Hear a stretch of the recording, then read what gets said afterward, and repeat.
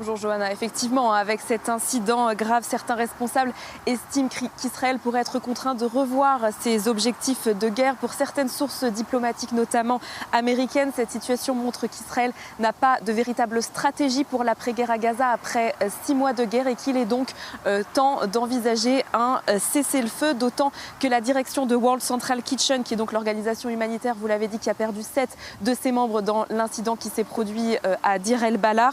Cette organisation donc a décidé de suspendre ses opérations humanitaires dans la bande de Gaza alors que c'était la principale organisation humanitaire chargée de distribuer l'aide dans la bande de Gaza. Elle collaborait étroitement avec Tsahal. Elle était même pressentie pour remplacer l'UNRWA, l'organisation humanitaire qui n'est d'ailleurs pas la seule à avoir pris cette décision puisque les Émirats arabes unis ont également suspendu leurs efforts d'aide humanitaire dans le corridor maritime de Gaza en attendant une enquête complète concernant cet incident. Selon un fonctionnaire émirati, les Émiratis donc attendent d'être certains, assurés d'être protégés à l'avenir. La conséquence est que sans partenaire pour distribuer l'aide humanitaire dans la bande de Gaza aux civils, Israël risque de subir donc de nouvelles pressions, notamment américaines, pour mettre fin à la guerre avant d'aller au bout de ses objectifs qui étaient donc le démantèlement du Hamas et la libération des otages. On sait que les États-Unis ont insisté sur l'importance de l'aide humanitaire aux civils gazaouis. C'était même presque devenu une condition à leur soutien.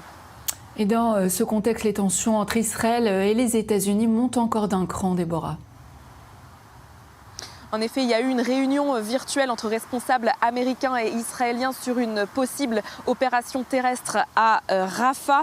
Tsahal qui donc prépare cette opération. Cette réunion s'est tenue dans des conditions particulièrement tendues. C'est en tout cas ce que dit la chaîne israélienne 12. Des responsables américains ont vivement critiqué les plans pour Rafah. Leur principale inquiétude, c'est l'évacuation des plus d'1 million de civils qui se trouvent toujours dans la zone. Pour les Américains, cette évacuation est quasiment impossible à mettre en œuvre et selon la chaîne 12, le conseiller à la sécurité nationale Jake Sullivan aurait déclaré qu'Israël allait être responsable de la 3e crise de famine du 21e siècle, ce qui est inacceptable.